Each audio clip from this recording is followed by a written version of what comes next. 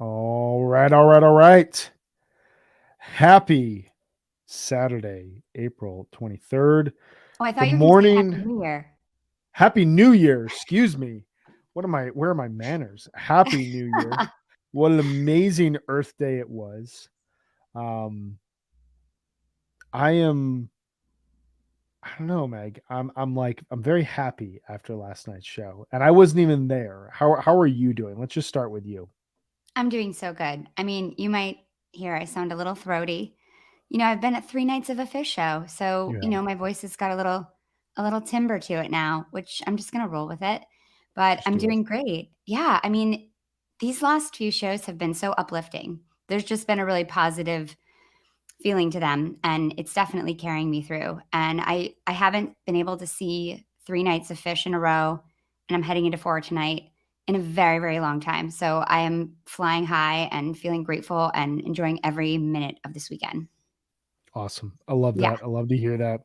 I feel that from afar. It's Mhm. interesting. We've watched this and we're going to talk about this on Monday when we do a full recap of the run, but we've watched this run start with just an intense amount of energy Mhm. and a tense amount of emotion on night one that it felt at times like they were a bit over their skis, just like so excited, so energetic to be back there. And the show, as a result, like it had some super high moments, but also had kind of moments that they were rough around the edges. Um, Thursday night, this very tight, very classic Fish show with some great jamming to boot. Amazing Last show. night, yeah, I really loved the 421 show. Last night, it felt like everything just came together, Mhm. and there were no nerves. There were great song selections throughout the majority of the night. There was this very thematic, visually stunning, Mm. just appropriate, like from a content standpoint, gag in the third set that was complemented really well by the music that was played. And it felt like last night was, I know it was the New Year's Eve show, but it had the feeling of the 12:30 to me of the Mhm. run, in the sense of like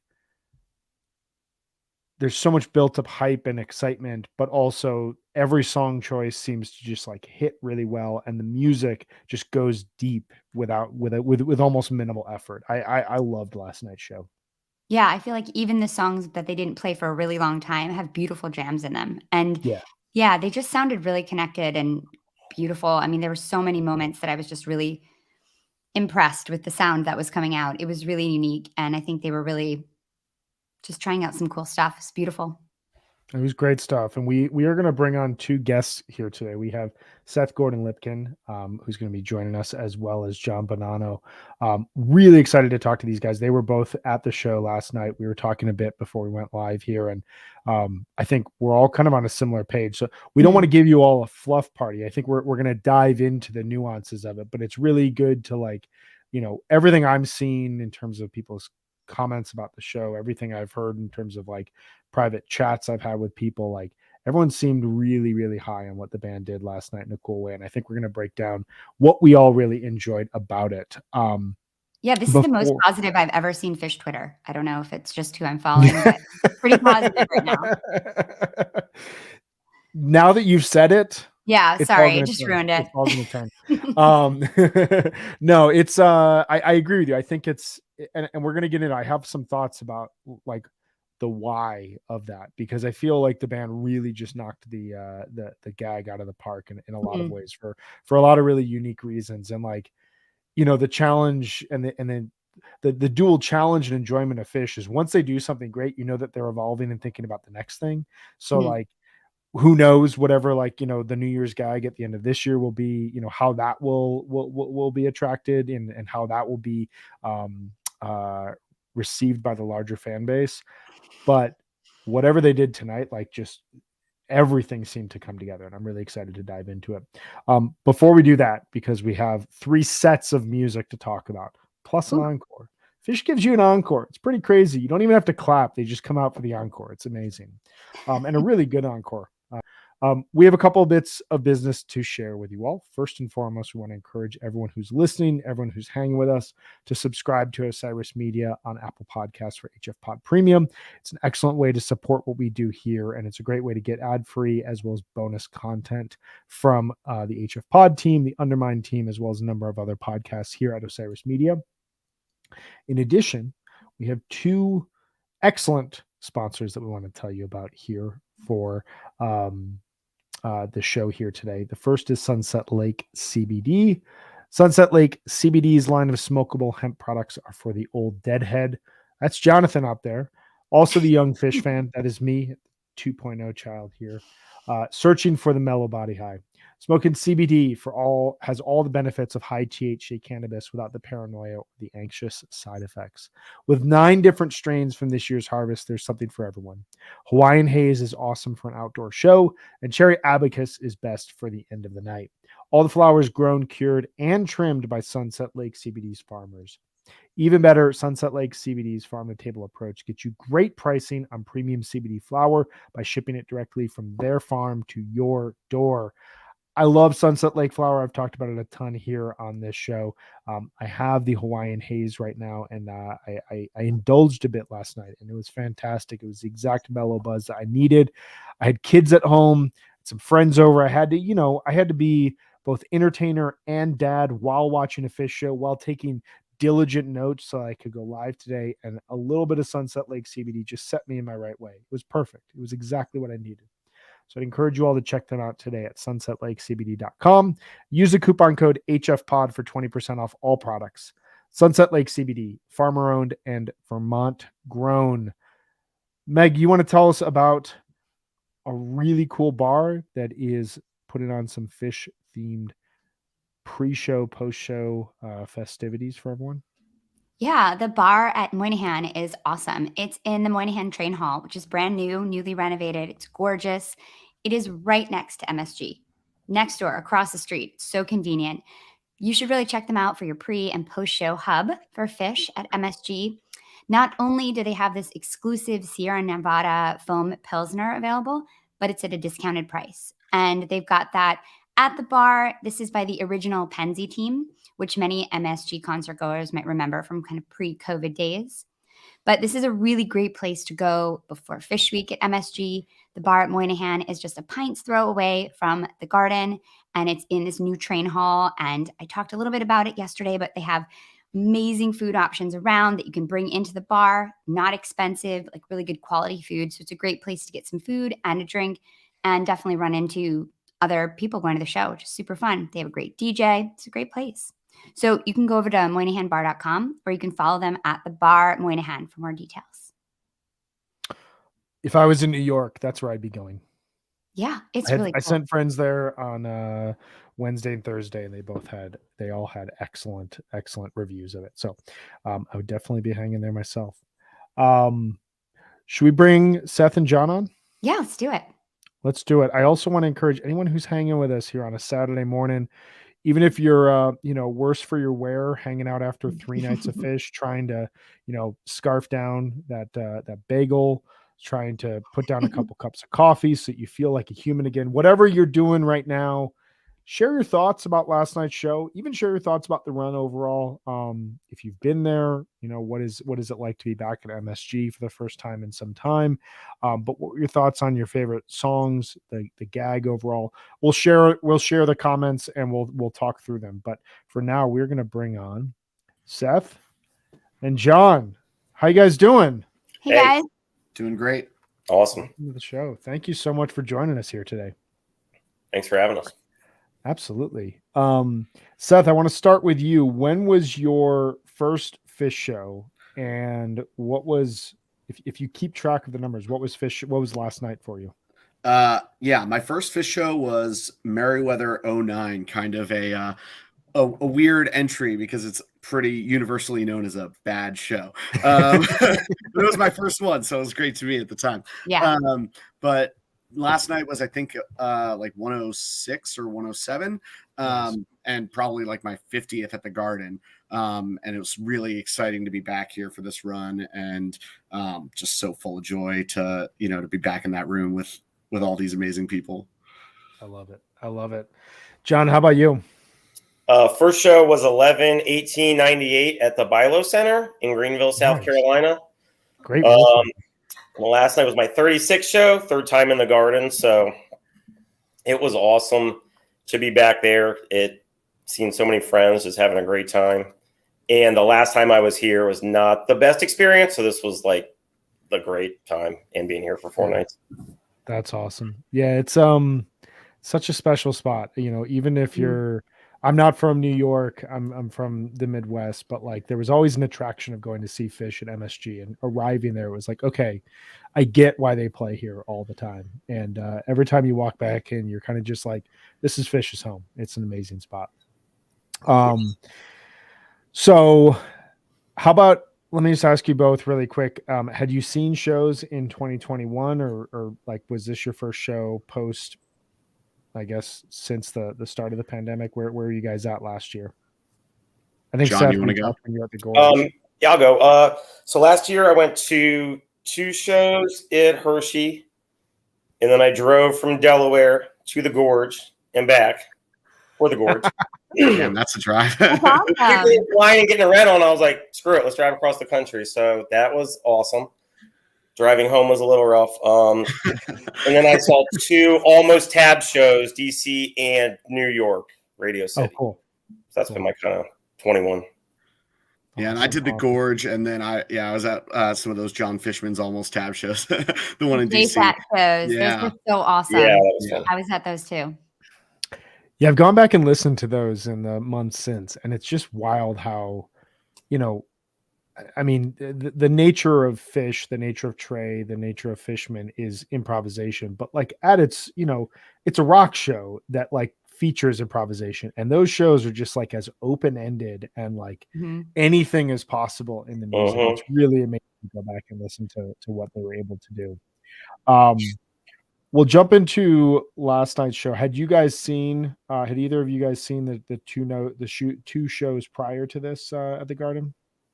Yeah, I'm doing the whole run, and so I think last night, in my mind, was the best of the run so far. It was just like the energy in that room when we'll get to the whole gag, but like when the dolphins and the whales started showing up, that was just like an incredible moment. I'll never forget that.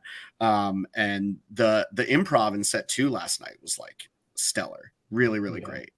Really high bar for it. Yeah. How about you, John? Did you see the rest of the run? Yeah, I was here first 2 nights, and I'm going tonight.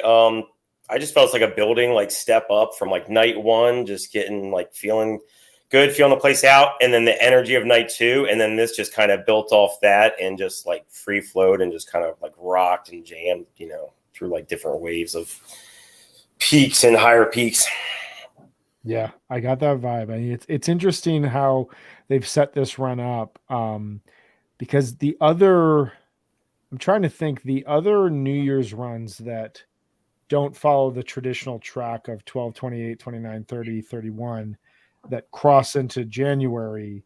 I don't think any of them have had just one show. I guess maybe the 2010 into 2011 run did, where they played 2 in Worcester and then came and played 3 in New York. But when they do like the 4-night run in New York, they're typically, you got like the 30th to the 2nd or the 31st to the 3rd type of thing. It's rare this like New Year's run is like they've had momentum to get to this 3-set show, and then we have one show after it. I don't know. It's a very interesting placement here. And I agree with you. Like it felt like night 1, I loved moments of it. Like the Carini, I don't think that there was a better way that they could have opened it up. Like, let's just rock everyone out and then let's jam for 20 minutes. But it felt like a lot of excitement. And then the 22nd show, or the 21st show, excuse me, really felt like a band that was in full command, and they knew the sound in MSG. They knew all their plays. Like they knew the songs that they should be playing. They knew how to like attack them from an improvisational standpoint. And it led to this show last night that maybe it was the fact that there was no other people that were coming on stage. And, you know, the gag was really this visual gag, and like the music was a huge part of it. They just felt really relaxed throughout the whole night to me. And it seemed really cool. that all starts with Everything's Right, which is the first time we get that song opening a show since November 1st, 2018. Meg, starting with you, what were your thoughts on the Everything's Right? We open with basically a 17-minute jam right out the gates. Yeah, well, I think one thing that I've learned over the past 3 nights is that Fish knows how to start shows at the Garden. I mean, the opening 2 songs for these past 3 nights have been killer. They've just come out with great energy and been willing to go deep right away, which I think speaks to that comfort and that, willingness to go where the music wants to go right away. I thought this Everything Right was awesome. Talk about uplifting. I mean, this jam is beautiful. It sounds really melodic. That to me is kind of the tone of the whole week so far. I mean, there's definitely pieces that are not so beautiful and melodic, but overall the jams have been really, really pretty and uplifting and positive kind of vibes, which has been really, really, really fun and so different from last year. So it's exciting. I feel like I keep hearing Paige more so on the first night, but trying to go evil or dark, and then Trey's like, no, we're gonna keep love and light, but last night I felt like they struck a really nice balance with that, particularly later in the show. But in the beginning I thought that was beautiful. Everything's Right, and this tube just absolutely rips. I was so happy. I thought this version was awesome. It's just really great effects at the end, high energy, like really, really strong beginning. Yeah, I agree. And these 2 songs right out the gates, right out the gate was just like great song selection of 2 songs that jam with pretty stunning ease right now, and allowed the band to just like kind of, play thematically, I think the way that they want to with a song like Everything's Right, but then dive into improvisation and be able to experiment right away. John, what were your thoughts on these first 2 songs right out the gates here? I loved Everything's Right because I got my crew a bunch of Everything's Right pins for the first run that was going to happen, and it got canceled. I just had them in my drawer, and I had this one on my computer, and I kept looking at it. I was like, man, everything will work out. I just kept hoping. And then when that song came on last night, I was just like feeling that, and I was just rocking. And then the jam just seemed to flow so nice. I was like, this is the perfect way to start it out. And then when that tube came on, I was just like, all right, we're about to get down. And then I just started dancing like a maniac, and they were just like rocking it like old school style. Yeah. There was definitely it was a cool dichotomy between, like, there was such a modulation into this bright jam and Everything's Right, and then tube came in and it was just nasty. And like what you're talking about, Meg, like this push towards brightness that I feel in terms of how the band is seeming to want to jam right now, but then having a song like Tube that is just like, Paige stand up on the clav, Trey play the synth pedal, and let's just like have a dance party. What were your thoughts, like basically 20-25 minutes in the show, Seth? I thought the tube jam was really cool because it kind of evolved. Like there were some teases to Your Pet Cat coming through the first couple nights, and then during that tube jam, Trey like fully leaned into it, and it kind of morphed into a Your Pet Cat jam for like 2 or 3 minutes before Trey kicked it back into the blues riff. And I thought that was like a really cool way to kind of bring some of what he's been putting out there in improv over the last few nights into the early part of the first set. But I thought, and not to jump too far ahead, but I thought the bathtub jam at the end of the first set was like the first moment of the night that was just like really mind blown kind of moment. And that jam to me is like an absolute John Fishman masterclass, where you can hear a point where like Trey starts noodling with this like minor key riff, but he can't quite latch onto it, and Fishman starts banging on his snare, and like you can feel him like bringing it out of Trey, and then it just kicked into another gear and got really jazzy and exciting to close out that first set. It's really, I'm so glad that you mentioned that, because I got like 6 different texts all at once from people just being like, holy Fishman during the bathtub jam.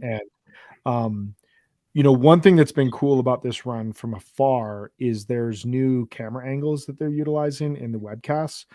One of them they were utilizing last year a ton, but I didn't think they'd be able to do it at the Garden, just because at a shed there's like a roof over the band in a lot of cases, but it's this overhead shot where you can basically see down into all their rigs. And during bathtub gin they went to that, and Fishman like Trey is like leaning forward, doing the lean out to the crowd, and he's like super into it. Paige is banging on the piano. Mike is, just nodding his head. But Fishman, it looks like there's like 17 arms. Like everything is happening at his drum kit, and he's completely in the pocket. And I felt that during the tube, and I felt that during the bathtub gin, that like these are two jams that sonically they tend to, both these jams can stray from their larger theme. We've heard tube, we've heard bathtub gin over a number of occasions go into this like type 2, kind of crazy exploration where anything is possible musically, but we also hear them really excel just within the larger theme of the song that they extend out for 5-6 additional minutes. And with both these songs, it felt like they were leaning into that side where let's just showcase what the band can do without exploring too far. And I felt like they for both those songs, they did a really good job of that. I feel like they're doing that a lot, like playing even their composed stuff really, really well, really strongly these last 2 nights in a way that sounds really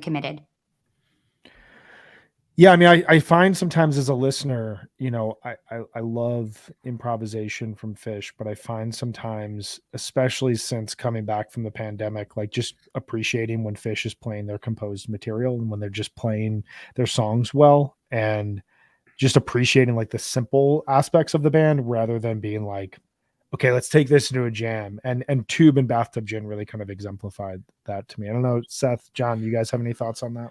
They've had a lot of really great moments like that during this run. I feel like Stash on night one was like definitely prototype of this. It reminded me of like a early or mid 90s Stash. It's not too long, but it gets really intense and aggressive, and like was just one of those like real hose moments where they're really latched onto the structure of the song, but in ways that they can kind of explore different crevices of it. And I thought that was really cool and definitely a play throughout the first set last night. Yeah, I feel that. How about you, John? I've been feeling like, and this echoing that same thing, a lot of the notes they've been like feeling more present with, that they're just like on and just hitting it, or I'm just like vibing with the sound so nice without needing to go crazy. It just seems like that patience, it just kind of gets in there and then lets it build a little bit more than maybe some other times or pre-pandemic kind of era. I think there's something going on with Trey's tone. It's really soulful in a way that is sounding really mature and thoughtful to me. Yeah, and I feel in that sense, like we were talking about this yesterday. There were definitely more moments, especially when we get into set 2, where Trey leaned into the synthesizer pedals, and Axel at part 2, I think, was a great example of that. But it seems in a lot of cases like he's really emphasizing as like clean and as like straightforward a tone as possible, in effort to use the melodies that were so present last year, but through the synthesizer pedal, just through his pure guitar sound now. And so you're getting this when they're jamming, there's less of a notion for him to seek out the pedals to create alternative sounds and just let his guitar communicate. But it also then translates when they're not necessarily jamming, he just sounds like he's playing really colorful leads in a lot of areas. It's really cool. I wonder if part of that, any of that has to do with the gag, because they took off a lot of his actual setup. Like I'm not enough of a gear guy, but like I think they must have taken away some amps. They definitely took away some effects pedals. They really had to trim down the setup to get them all in a straight line like that. And I bet a lot of the rehearsal time of like having to rely on doing more with less probably served him really well with a little more patience in some of these jams. That's a really good point. Interesting point. Yeah, I did not think about that, but that is because, I mean, you got to imagine they probably spent the last, I don't know, 3-4 weeks at least, like running through this sort of stuff just to make sure everything was in line and figuring out what the set list was going to be and figuring out, timing and that sort of stuff for the overall set. I don't know. That's a really interesting point. Because it definitely sounds different from Mexico. Like in Mexico, he was still leaning into the synthesizer pedal. Moving through set 1, personally speaking, the only like period in the set that I felt, or in the entire show that I felt like was lacking great song selection was the 555 Back on the Train Army of One segment. I don't know if you guys agree or have any thoughts on those songs, or if you guys want to move to Axilla in the end of the set. I mean, we all need a bathroom break at some point, right? So There you like, go. you know, Give it early and then we go. they're Yeah. never the songs that I'm most excited to hear, but every now and then, you know, they come at the right moments sometimes to be like, oh, you know, I could hit the head, I could grab another beer. And for me, I used one of those opportunities and like got back inside right in time for Axilla. So it was like, okay, they gave me my window, and then Yeah. I got back to rock a song that like I've never heard Axilla 2 live. I've heard 1 a million freaking times.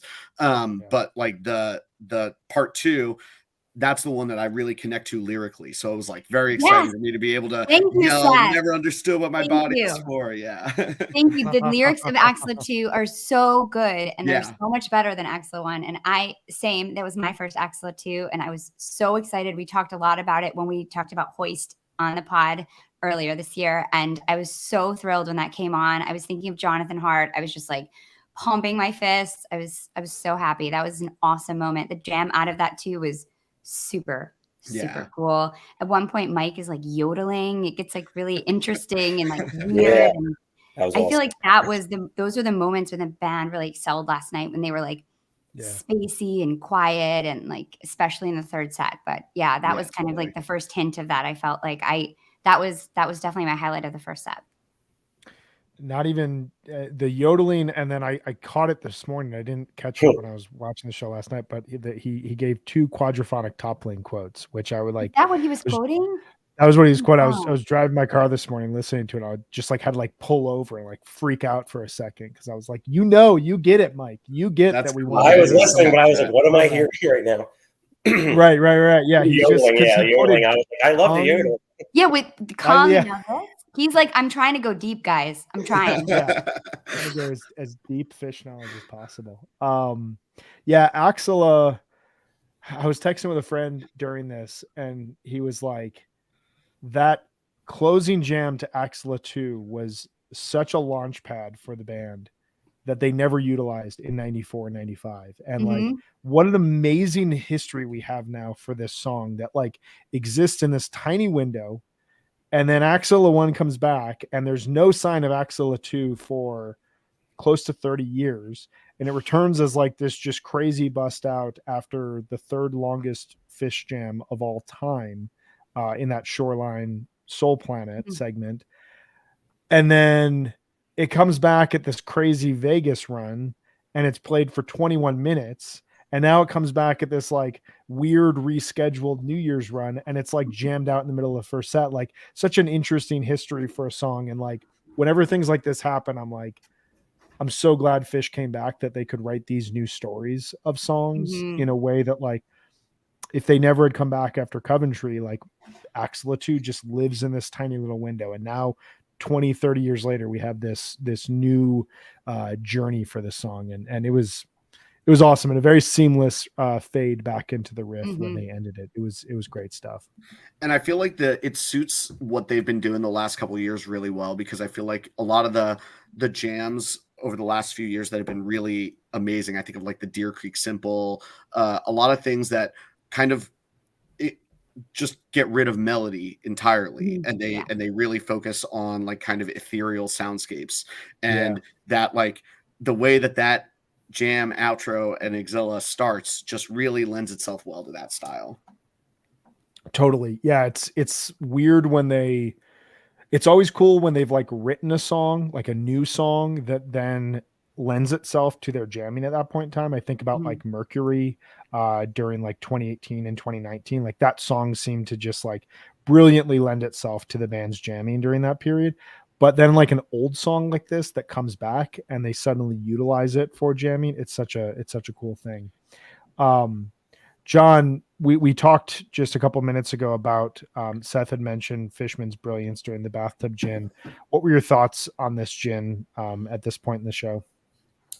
I just thought it brought like the energy like to the perfect level, and was like the perfect song that I wanted to hear just in the garden with all my friends. And I don't know, the jam just seemed to move so nice when they got into it, and just took me to like a spacey ethereal level, and then was getting like funky, and then just like brought it back together, and just kind of like took it off to another level. But the energy was great, and Fishman was just like rocking it out so hard, and I was sitting behind the stage, so like I could see the crowd and the energy when the lights came on and they were jamming, and then I was feeling that back, because I've never been behind the stage, so it just like kind of lit me up. I was behind the stage for double chocolate night of the Baker's Dozen, and I didn't totally know what to think. I'd heard from people behind the stage is awesome at MSG, but I was kind of just like, but I'm still behind the stage. Like, am I really like, is this good? And I was totally like, I was sold. I would sit behind the stage at any show. Like the perspective you get on the band and the way that they interact. But then like what you're talking about, like a big moment, you see the entire crowd, and that just like that adds to your overall experience. It's awesome. Exactly. Yeah. Yeah. I said the other night, I was behind the stage on night one, and I said like, you've not lived until you've watched a show from right behind John Fishman. Like I'm geeking out on him like right now really hard, but just like he's on a different level right now with this band, and he's so consistent, and being behind the stage and like being able to really see him work that kit is just like unbelievable. And I'm glad to hear you say, Brian, that they've like added more of those perspectives to the webcast. I feel like he's really underappreciated, and which is saying something, because we all freaking love the guy, but can't sing enough praises for John Fishman this week. Yeah, I had plenty of comments, but I had some people over last night watching the show, and at least 3 or 4 times during the show, people were like, oh my God, Fishman, like, how is he able to maintain this level of energy and strength throughout a show? Like, I've tried to sit down and just like mess around on the drums, and like my arms hurt. And that dude is like playing. Didn't he have rotator cuff surgery like a year ago or something? I think oh my God. and I mean the amount of like the exercises that you have to do to like make sure that like, I mean, his core strength has to be crazy just to do that, and to be like in the pocket but also super powerful. I think it was during What's the Use. He was just seamlessly transitioning between, he had these like lighter sticks that he was using just for like the really quiet parts, and like in beat as everything was happening, he's like just switching it out to back to his normal sticks, and like just no effort whatsoever, just like little things like that. I was blown away. Santos closes the set, and I got a text from a friend right afterwards that Santos was written to be played at MSG, and it felt that way from the webcast. Was it as good in the room? I mean, that's just such a rock song. Yeah, it's like a perfect set one closer. It to me functions a lot like Character Zero. It's like, let's just bring the energy up, get everyone screaming together in unison, and let Trey just like rip the hell out of a solo going into the break. I think you come out from that and everyone's just got like huge smiles on their faces. How can you not? Yeah, I feel like there's so many moments this weekend where the whole place has just been singing, and that is just really powerful. And that is just a song when everyone's like singing and screaming and just having a great time. I agree. Perfect set one closer, always. Yeah, I saw the last Santos at the Garden, and that like just, I don't know, memory of just singing This Is What Space Smells Like was like burnt into my head. And I was like, man, that was a great time. I wish I could get back to the Garden. And then when that closed out the set, I was just like rocking, singing. I was like, all right, I'm back at the Garden. Like, this is happening. There's no more closed down BS going on right now. Yeah. I was talking to a friend about it during the show last night, and explaining like Fish's infatuation with like 1970s arena rock, but that like if they existed in the 70s, like they're not going to be Led Zeppelin, they're not going to be the Stones, like they're Rush, they're Yes, they're Genesis, like they're in the nerdy prog rock camp of like, hey, Weirder. let's turn they're weird, like let's turn an arena into an underwater aquarium twice in our career. But like when they play a song like Santos, you're like, that is the band channeling like Led Zeppelin, like that is them channeling their classic rock ambitions directly through there. So yeah, I agree with you guys. Amazing set one closer. Set two.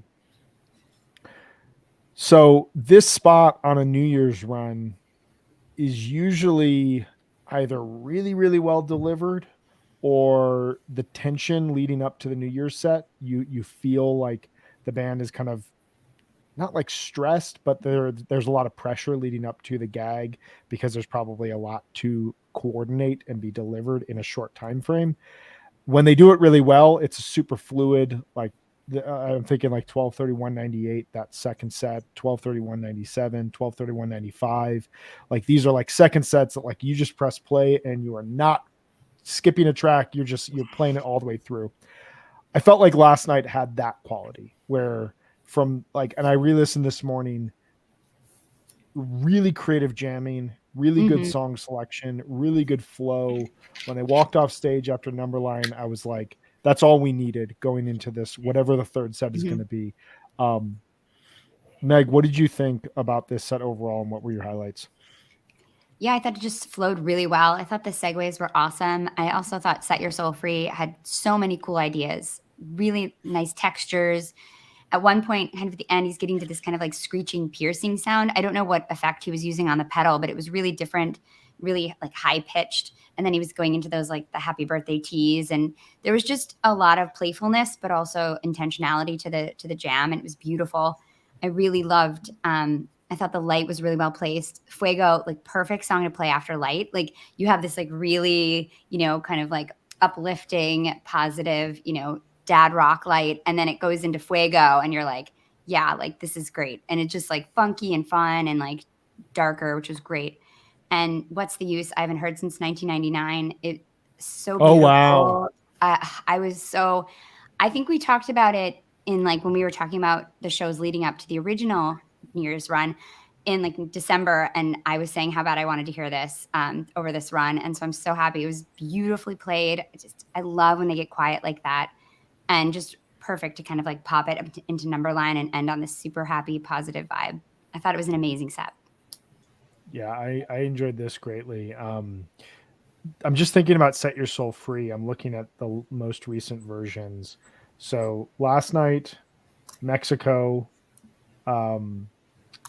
there was a version at Santa Barbara, but the Chase Center jam, the 26-minute version from 1017, and the Dick's version that opened up the last second set of the Dick's run last year.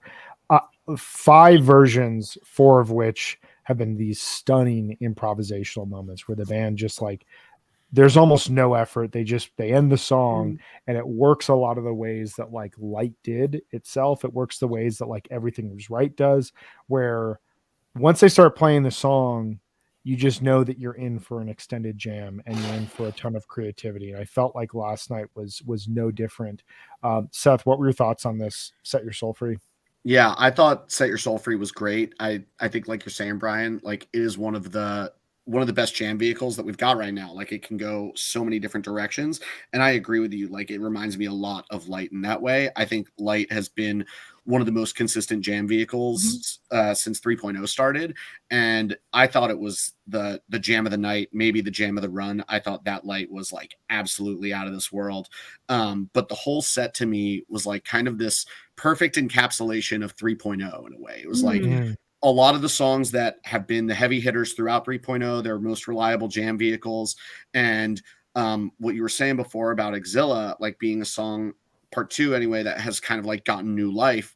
I feel like What's the Use is one of those songs as well. Like I remember, I guess it was like maybe 2013 or 2014.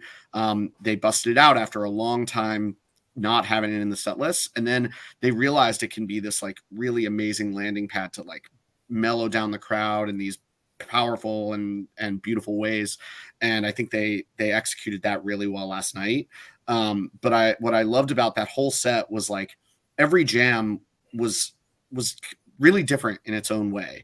I thought Light was like a great example of where the band is just like perfectly balanced. They're all playing at the exact level, moving together seamlessly. And that's what I loved about that jam. And then it went into Fuego, which Fuego, the composed section was a little bit dicey, but once they got to the jam, it like took this turn almost to like Mongolian war chant throat singing kind of sounds. And I was like, after this like blissed out Light jam was like a really crazy juxtaposition that I loved, kind of going from literal light to darkness and just like having that that sort of back and forth that I think went throughout the set in a really cool way.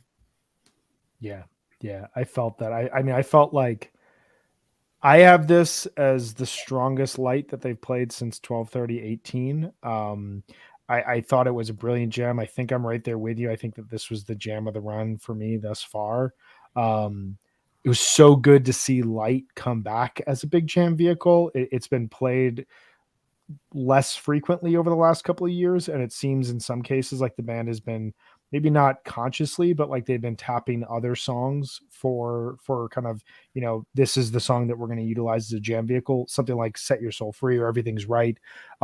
A couple of the versions I've seen at Dick's over the last couple of years, within like 5 or 6 minutes, just immediately segue into Plasma for some reason, which like there's an inherent groove there, but you know, Light in 2010, 2012, 2013, like that was a reliable song that every time it started, you were like, we are getting a huge jam now. Last night felt like a big return for that. There was like a melodic move. There was a point of it. I got a couple texts from friends that they were hearing the Calypso type jam from the Burgettstown 2012 Light that I definitely picked up on as well. It was so good to see that song. And I'm just thinking about it now, like as you said it, that set was a perfect encapsulation of 3.0. Every song in that set, aside from What's the Use, was written in 3.0.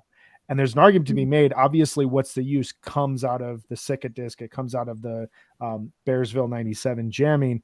But like, and there's great versions in 99 and 2000, amazing versions. But like, What's the Use really kind of came into its own over the last 5, 6, 7 years. What you're talking about, where like it gets so quiet and it gets so dark. And that was not really happening in like the late 1.0 versions. So there's an argument to be made that like this is like a full 3.0 set of the band just presenting who they are today in a really cool way. John, what were your thoughts on it all?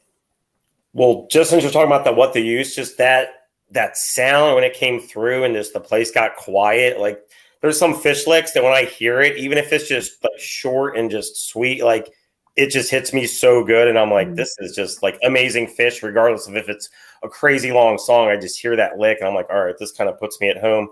The Set Your Soul Free, I thought they just like were locked in and it was just like super blissful. And then like you were saying, Meg, at the end with those licks, they were coming through. They were just like firing out and firing it off and just got like super funky. And then the Fuego was just kind of getting me dancing, and kind of like you were saying, I felt like I was a little warrior getting tribal in there and just feeling like the whole beat of the place going. But yeah, that Light was just amazing. I love the Light, like I love Light, so I love the song Light, and I was feeling it heavy, and they were just like, you know, flowing so nice, and it was just putting out the vibes, and you know, it just kind of took it to another level. But I just feel like the whole set, it was just like flowing from one end to the other through the jams. Like it was just a seamless kind of transition where it just flowed and kind of went together perfectly without any like super breaks of like going one total direction. It's just like a straight set of flow from one end to the other. Yeah, it's definitely one of those sets that like, I think, you know, we've all keyed in on cool song placement here, but it's also one of those sets that what you were saying, John, about how locked in they seem during the Set Your Soul Free, it almost didn't matter what songs were played. Like they could have come out and played 5 different songs and still deliver. They were just locked in such an incredible way. I will say the only nit I have to pick is there's a piano intro to Fuego, and I would really like the band to relearn it because it's a good intro to the song. And like, this is now the 5th time that I've heard them try to enter it with Trey's guitar, and it just, they don't seem to like connect. Like there's a really cool show-stopping Page just like spotlight on him as he plays the piano to start the song. And I just like to hear that again. But the other thing, Numberline, I'm a huge fan of the song. I'm a true believer that there's no 3.0 without this song being sent, you know, the words of the song being sent to Trey and him writing it so quickly. I thought it was super touching and just like an amazing life moment for him to share that with his daughter in the venue. You know, it's clear that his daughter is is a massive Fish fan, and she like gets it in the way that the four of us get it. She just happens to be Trey's daughter, and there's no guarantee there. You know, you raise kids and you introduce them to things that you care about. There's no guarantee that they're going to respond to it, and that's what they're going to want to do. She happens to totally get it. And I got a text from a friend who is a young dad as well. I've got two kids. Like we were going back and forth about how wild it is that like you create this thing and then you have kids, you share it with them, but then you share this thing with them. And here you are on your daughter's birthday. You get to play this song that means so much to you, means so much to, you know, your band and to your larger fan base. And you basically dedicate it to her in the moment. Like that just, man, it just got me going. Good vibes. Really good vibes. Very, very good vibes. And what a way to like close out a set that had a lot of darkness in it and lead into this. Nobody really knew what to expect going into set 3. You know, so you're just leaving on a high note. Anyone have any final thoughts about set 2 before we jump into the third set? Yes. I did want to say that I think you're right about them being able to play any, like it doesn't matter what they're playing, but I do think that they're choosing incredible song selection. I think that when they have chosen to go quiet or take a break, they're choosing songs like What's the Use or, you know, Esther or Man Who Stepped Into Yesterday, songs that are special. And I think that that's kind of impacting the kind of gravity of the shows a lot. I think that's a really good point. Yeah. I mean, I think that there is, the song selections this run have been pretty big. Like when they are playing a specific song, they're calling out something that we talked about it yesterday. Like we need a breather. They play Mango Song or they play Esther. Like those are hard songs for the band to play, but they're also like songs that the audience is going to really respond to because as we talked yesterday, most of the people on the show yesterday had never seen an Esther. Mango Song is a pretty rare song for people to see. So like it gives you a breather, but it's also like an exciting moment. And that happened with What's the Use last night as well. I think that's really people's stats are on the up and up this weekend if you're here. Yeah. Great place to do it. I was going to say real quick on the number line too. I met a guy in line and he was like, dude, it's my birthday at midnight tonight. He was like, this worked out. My birthday's on New Year's. I was like, well, at least something's good, Kat, coming from the canceling. And then my buddy Aaron from No Simple Road, he was celebrating his 50th birthday. So we hugged after that. So I was like, we're at least we're celebrating some birthdays tonight for those people, you know, versus like if you had your birthday on 12/31, like I'm sorry, next year we'll rock it out. Right. Right. Shout out to Aaron and No Simple Road. Happy birthday. That's awesome. That is awesome. I got to meet them at the Osiris after party. That was really great. Fun to meet them finally.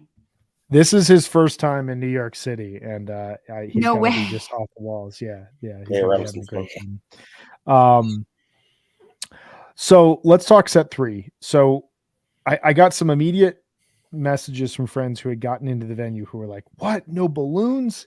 And I was like, "Well, who knows? Like maybe they're just going to play 3 sets, and like it's 3 sets of Fish. Like isn't that good? You know?" And I don't think anybody knew what to expect. And then I started to get pictures during set break, and we could see this on the webcast that they were clearing all the gear off the stage.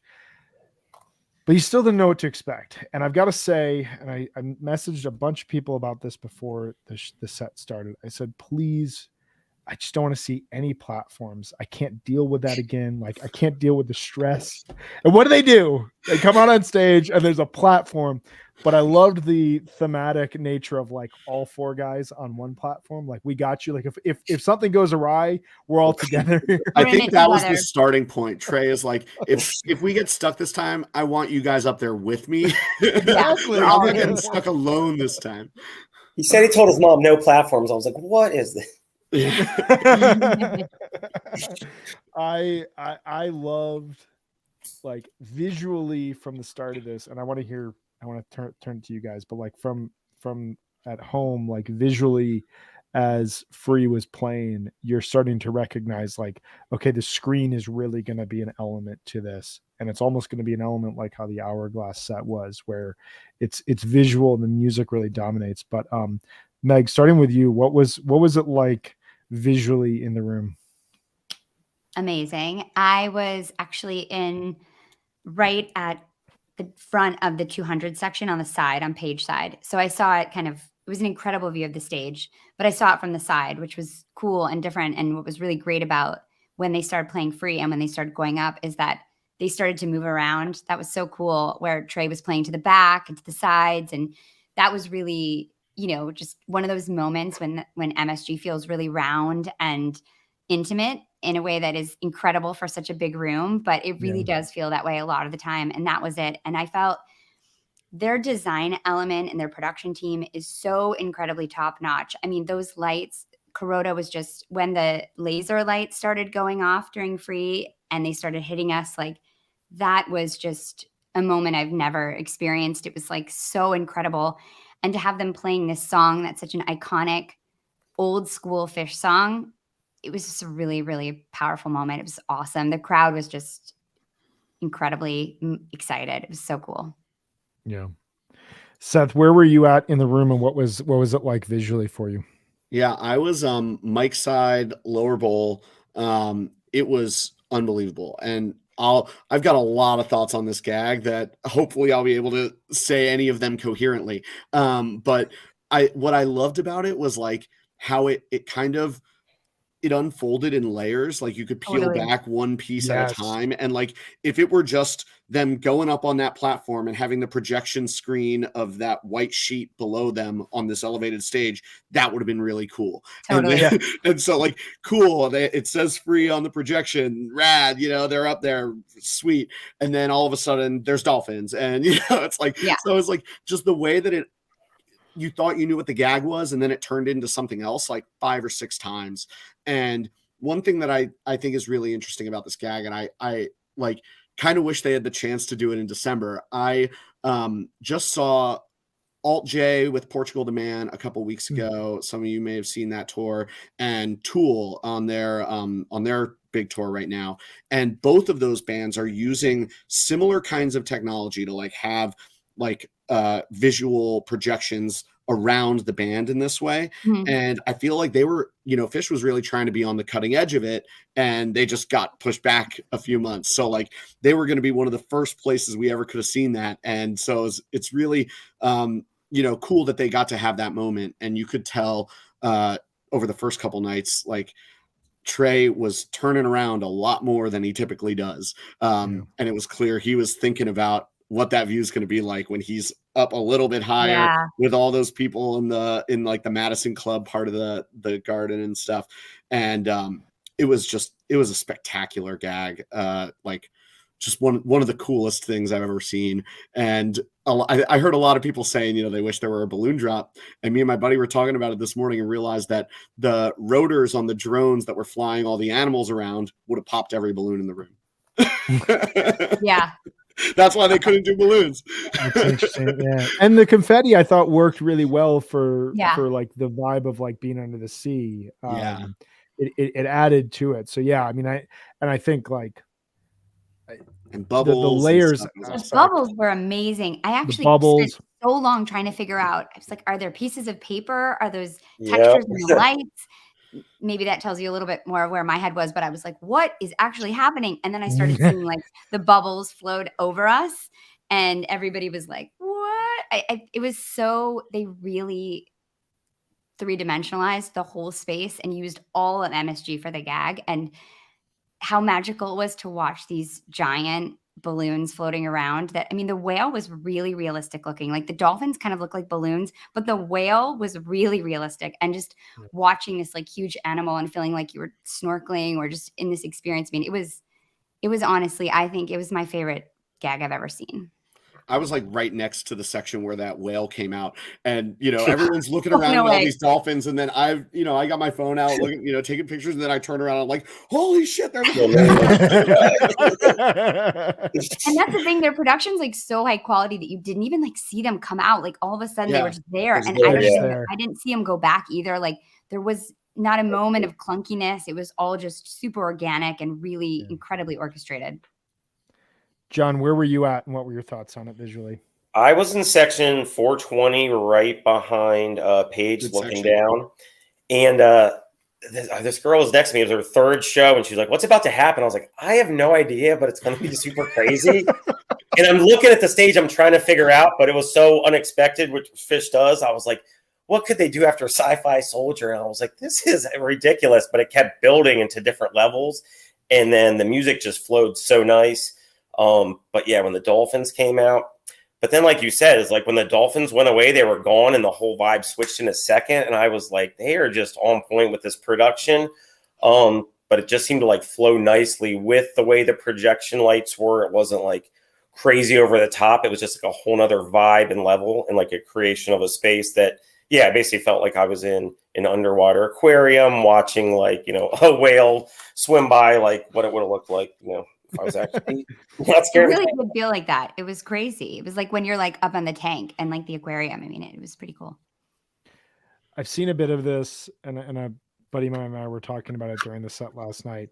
It felt like such a cool update to the 1993 New Year's Eve run where they set up the aquarium on stage, but like the technology of the time, that's still visually such an incredible, like anytime you see a picture of that, it just looks so iconic. But the technology at the time was you could have stationary clams and seaweed and fish hanging from the rafters, to go ahead in time basically 30 years. And now we have drone technology where we can recreate this like actual feel of what it's like to be in an aquarium, was just stunning and such a cool way to tie it back. They've done this in the past, like the hot dog returns for Big Cypress and then returns for Madison Square Garden in 2010. But like to have this gag from way back in time return, basically here, but it's an updated version of it. It's like whenever Hollywood remakes a movie, but they actually do a good job on it. You're like, well, the technology, like the latest like Dune, you're like, okay, the technology really like serves itself here. Like, it still will be, really just endearing in its simplicity from like the 1993 gag. But here it's like, okay, this is what it actually feels like to be underwater, both watching it on the screen, but also being in the venue. And they really managed to bring in elements of a few other gags too. Like that's one thing I thought was so cool was the connectivity, because like you said, the aquarium, bringing that back, they used that rain effect that they used during Petrichor to amazing effect, and like kind of leveled it up. And they took the hourglass projections and put them right beneath them instead of around them. And like, so there were all these kind of cool ways. And, we talked about earlier with the platform, like all these cool ways it connects to things that they've done in the past, and sort of was able to bring together a creative vision that they've been building to in interesting ways. And like, kudos to Julia Mordaunt and the creative team behind the band also, because like the people they must have worked with to bring this all together with so many different visual elements, between the drones, the rain curtain, the projections, like absolutely unbelievable way of bringing it all together. And beautiful. And also like the iconography was all tied in. There was like cubes and donuts and, all this stuff happening through the rain and the projections. Yeah, they were really. Yeah, we didn't even talk about the donut that raised up at the end there with the confetti. It was hard. I'm curious as to what it looked like from the front, because I saw it from the side. So I really want to watch it on YouTube and see like what it looked like from the front. It looked like that big pink frosted donut from The Simpsons. I was just going to say, it was Homer Simpson's dream right there. Yeah, exactly. I also thought, and they've been doing this, I mark this as the New Year's Eve, the golf gag, when every song in that third set had had references to golf in a cool way.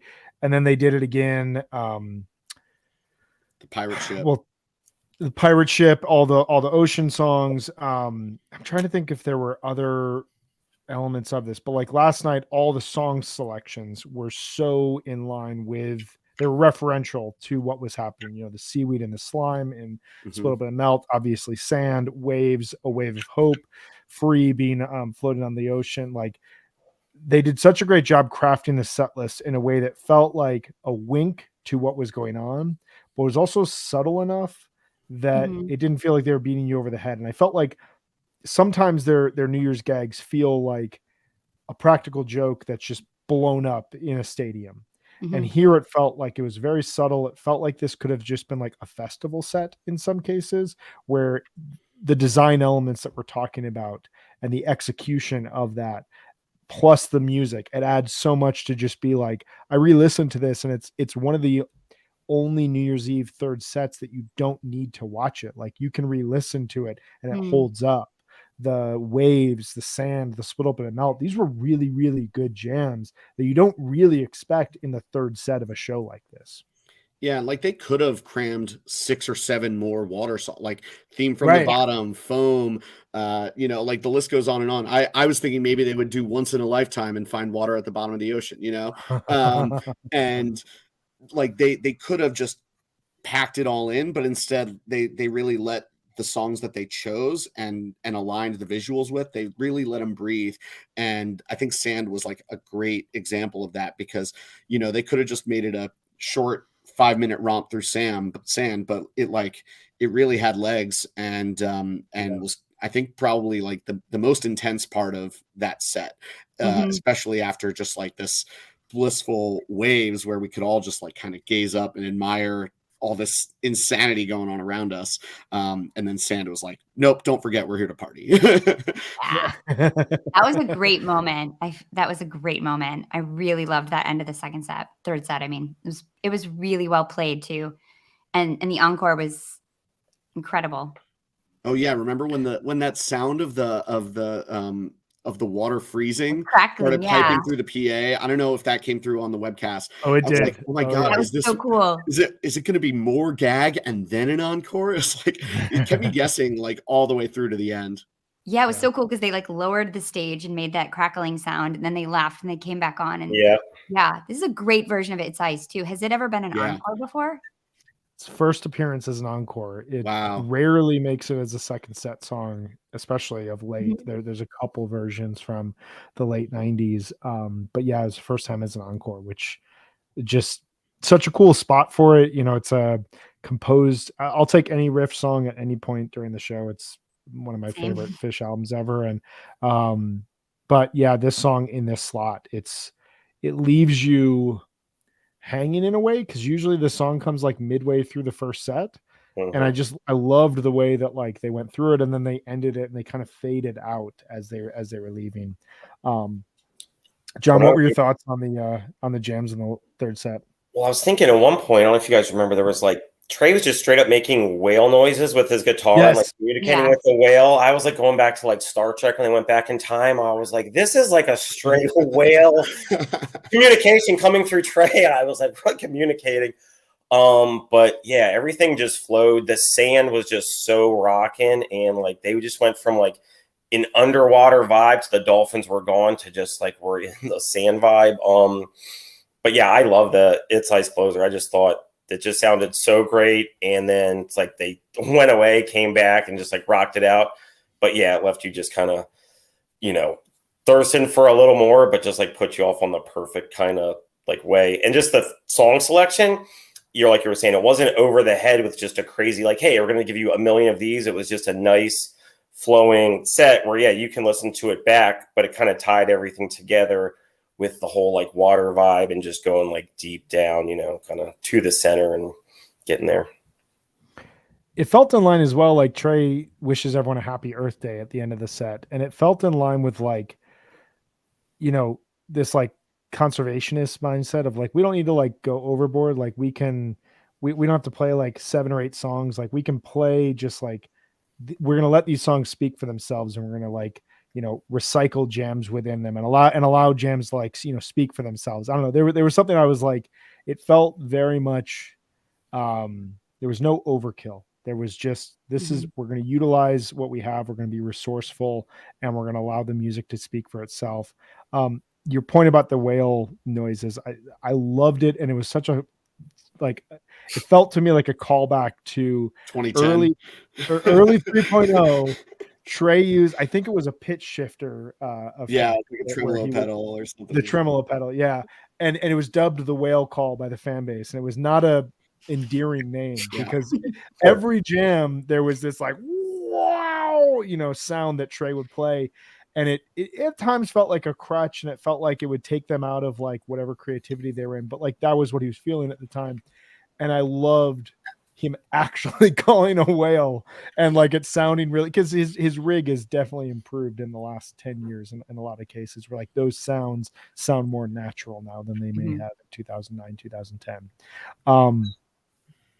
I thought this may be a really just hasty kind of reaction at this point in time, but visually, conceptually, execution wise, and musically, I think it has to be one of the most creative sets that they've ever played. Like it just all came together in a way that, you know, you put it up against like a fall 97 set, a December 95 set. Maybe it's not like as musically impressive, but like just in terms of where they're at in their career and the creativity that went into that, I thought it was one of the most creative sets I've ever heard them play. And I think that, you know, that's borne out when you see the chatter online today, like Meg was saying earlier. Like, I haven't seen anyone say a single negative thing about last night. And that is Shocking. extremely rare for a 1231 show. Yeah, absolutely. Someone always has something to complain about. Either they didn't like the gag or they didn't like the music, you know? Well, and that's the thing is like most 1231 shows tend to have this like stressful pent up energy of like, we got it. Like New Year's, we're like waiting for this like moment where we count down and then we celebrate. Oh, that's why I don't like New Year's. It's too much pressure. Yeah. It's a lot of pressure. And It Trey's is. talked about this. Like, I think the Fish book from 97 starts with them talking about the night of New Year's and like how New Year's represents change, it represents evolution and step forward, but that they kind of prefer the night before, the 12:30, because that's the night where they can feel less pressure, but they can deliver in a different way. And it was really cool to see this idea of a New Year's show be played on a night that everyone else in New York City doesn't care about. You know, nobody else like pressured that night at all. And the You weather's know, it's great. everyone there. And I mean, it was like, I want to do New Year's run in April every year. This is amazing. I don't have to deal with like family commitments for the holidays. Like, this has been great. Let's do it. Well, so I feel like too, it was like such a long time from the last New Year's with the cancellation. Like the buildup was so much, but once it actually was like going down, maybe like then the pressure was off because we actually like could have the show. There wasn't like, is it going to be canceled 4 days later? And then it was like, all right, we're here, we can rock. That was like more of a stress than like, oh, it's New Year's night, like, you know, versus like, are we even going to have a show and have it canceled? And it was like, all right, we're here. And then maybe the pressure was off, or they could just kind of like jam out with the fans and, you know, all get in one happy space. I 100% agree. I had so much anxiety that this was going to get canceled again. I just like couldn't handle it. Even to the point where I was like, on Wednesday, I'm going to wear my favorite outfit because like, what if the rest get canceled? So I was like still in this like very concerned anxiety thing, which is not how I am. I'm actually not an anxious person, but so many things have been canceled. So I agree, I think. And maybe that was part of the emotion of the I'm calling it the 29th show. It was not, but Wednesday on the 420 show. So I think that, yeah, I totally agree. I think that having that pressure released and not having to worry about hitting a 12 o'clock, you know, a point at midnight, being at a certain point musically at midnight. I think that was smart that they just like let that go. Like, the one thing I thought was kind of funny about it is I don't know if I'm the only one who felt this way, but it felt like the third set was like really short. And I realized they probably had like 7 or 8 minutes added in that they would have been playing Auld Lang Syne, you know, like going through it nice and slow and letting or if they had balloons dropping or whatever. Right. But I thought it was so funny also just being in the Garden with 20,000 people, tons of them wearing like 2022 things, and you know the bartenders saying Happy New Year every time you got a beer, you know, stuff like that was just like, it was so funny and just like it was like a childlike joy just to like be a part of something so stupid, just like so stupid. And I loved how stupid it was. Like, you know, there's bubbles blowing all around me and I was like, this is absolutely ridiculous and there's no place I'd rather be. Yeah, I was trying to explain the gag to my husband who's not a fan and my kids, and it sounded really dumb, but I was like, you know, like these giant balloons, they were run by drones and they blew all these bubbles and it looked like we were underwater, and they're like, you know, it sounded really dumb, but it was actually really magical. I mean, it is interesting because like you wonder how many New Year's shows across the country were canceled and how many were just simply not rescheduled, Mhm. and it was just like, sorry, we're not playing a New Year's show tonight or this year. We'll see you guys next year. And whatever artists we're planning on touring around the holidays, and they just that stuff was canceled, and they just like went on with their schedule. Whereas Fish felt this obligation of like, no, like we really care about the New Year's run. Our fans really care about the New Year's run. And they made it a point throughout the language when everything was rescheduled, as well as the dry goods website this week, to not say like April's 4-night run at MSG. It was April's New Year's run. And like that, I use that word to describe what I think are like some of the best Fish shows, which is stupid. Like it's stupid joy when it's really, really good. It's you're not thinking too hard about it. It's just like, it's joyful in a very childlike way. And not to say children are stupid, but it's like, you're just like, you're laughing in a just like, oh my God, like I can't believe this is happening way. And like the vibe around the New Year's show from last night, from everyone I heard on the ground, as well as how it came across on the webcast, it felt like we're just embracing the ridiculous aspect of this, but there was enough subtlety to make it really last as an art piece, which was really cool. Sometimes that doesn't happen. Yeah, it's like, I feel like Fish New Year's is the most fun and more, just ridiculous than anything else. So then if you take that and put it in a whole different month with a whole crazy experience on top of it, then it's just like an extra level of like, yeah, what other community or band is having a full New Year's run in April because, the Knicks lost, like, oh, this is happening. That's the other thing I was thinking last night was like, can you imagine this gag if the rumors, if the Knicks had made the playoffs, was that this show was going to be at like 12 o'clock in the afternoon before a playoff game. Can you imagine this gag happening at like 2 o'clock in the afternoon, and then you go out into like the daylight in New York? That's like the only thing that would have added more insanity to all of this. But what was kind of fascinating was like coming out of the show, like no nitrous anywhere. I don't know if you guys noticed this, like no nitrous anywhere. And I realized like on a normal New Year's Eve, we're small potatoes in the grand scheme of what's going on in New York City. But last night we were like the biggest party in town. So all of NYPD was around at the Garden because like there's nothing else going on at 1 a.m. last night. I mean, like in New York, obviously, but it's like biggest party in the city was us. And they were focused on us. It was very different than your normal New Year's. You spill out in the city and you're like, oh my God, the city is just alive on New Year's Eve, and let's just go and do whatever. And you get away from the Garden and you're already in like more insanity, but it has nothing to do with Fish. Here, like the city's just, it's a Friday night, So we all, I think, unanimously enjoyed last night's show and enjoyed last night's gag. I want to go around rapid fire favorite jam of the night, starting with you, Meg. I think I'm going to say Sand. It's a good pick. Not what I was expecting, but that's a good pick. You got down during Sand. That's good. How about you, Seth? Light was like out of this world. That's the one I'm going to listen to from this run constantly. So creative throughout that jam. How about you, John?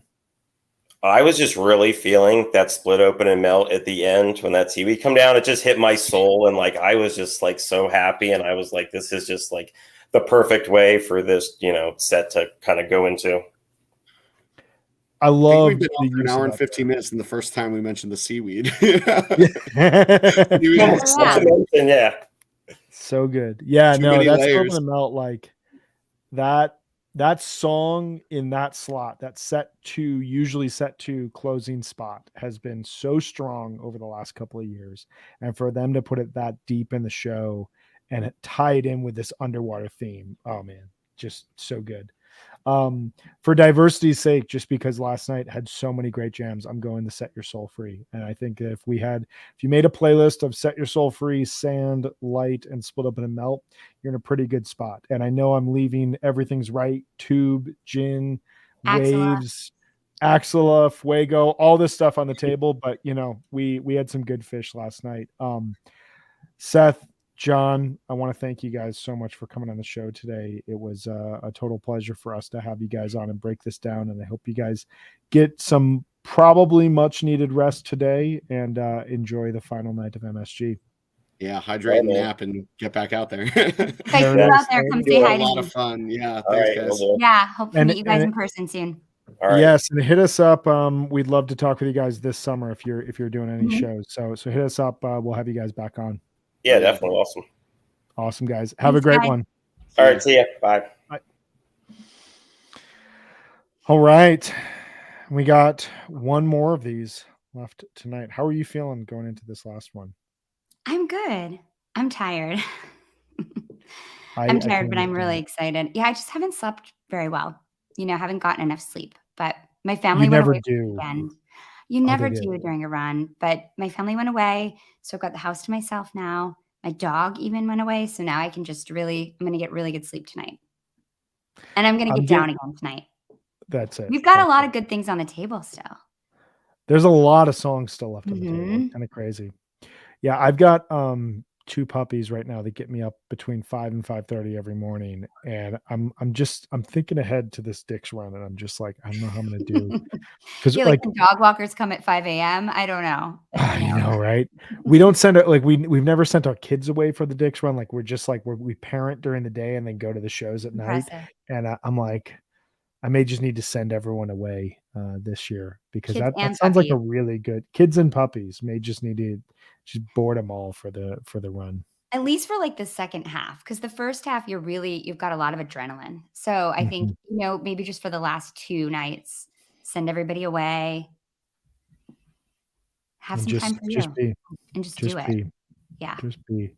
I wanna throw up this comment that I didn't throw up earlier, but we were talking how do we judge a good fish show? How do we judge that a show was great?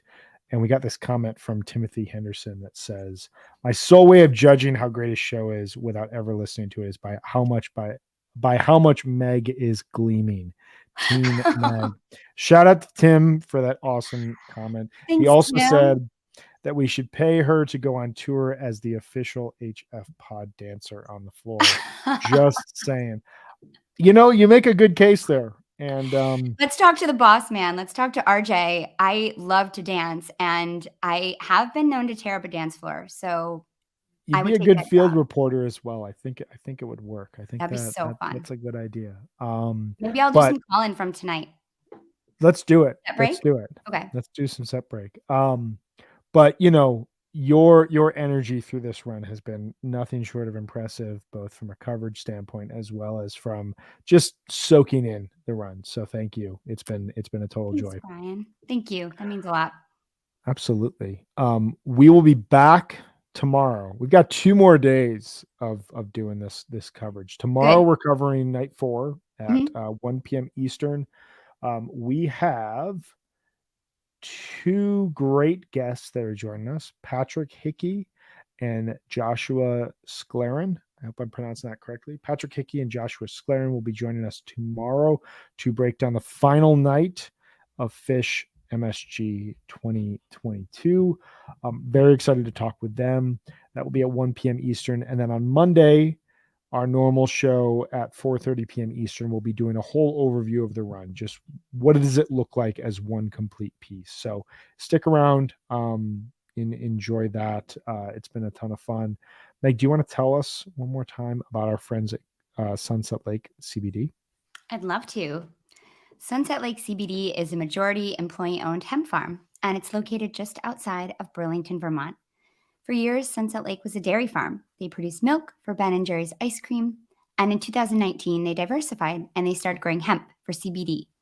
Sunset Lake, you've probably heard us say this, but they are incredible because they really embrace Vermont's tradition for land stewardship by using sustainable and regenerative farming techniques.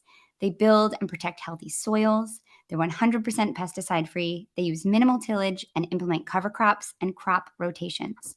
They also serve as a research farm for the University of Vermont, and they're agronomists to study hemp and inform best industry practices. And, maybe it's that Sunset Lake CBD giving me this glow during this run. I've been surviving on this for my post-show recovery, and I would definitely encourage you to check them out today at sunsetlakecbd.com and use coupon code HFPod, and you get 20% off all products. Sunset Lake CBD, Farmer owned, Vermont grown. Just an amazing company, amazing organization. We also want to tell you about our sponsor, Cash or Trade. They're the only secondary ticketing marketplace where fans buy, sell, and trade tickets at face value. Fans are able to DM each other before, during, and after a transaction to rate and review each other when a transaction is completed. There's no added fees to sell your tickets, and all sales are fully protected by Cash or Trade's trader protection policy, which guarantees your money back should anything happen. Users can avoid purchase fees as well with a gold membership subscription. Visit cashortrade.org to learn more and utilize their service. And with Summer Tour right around the corner, we're 5 weeks away from it at the end of this run. Oh my God, that's exciting. Isn't that crazy? Yeah, we got 8 shows coming up in over Memorial Day and in early June. Pretty wild. We're going to be busy. We're going to be busy. We're going to be busy. Fish is going to be busy. Music is going to be happening. It's going to be awesome. Visit cashortrade.org to utilize them. With that, Meg, get some rest, get some food, get ready. You got one more night of this. No matter how your legs are feeling, no matter how tired you are, you got one more night. When you wake up on Tuesday, you're going to be like, oh man, I wish there was fish. And you're going to be days away from this feeling. So just savor this. All right. It's such a good advice. I'm there. You're there. We will talk tomorrow. Everyone have a great day. Thanks so much for hanging with us. And we will see you here soon. Thanks, Brian. Thank you, everyone. Bye-bye.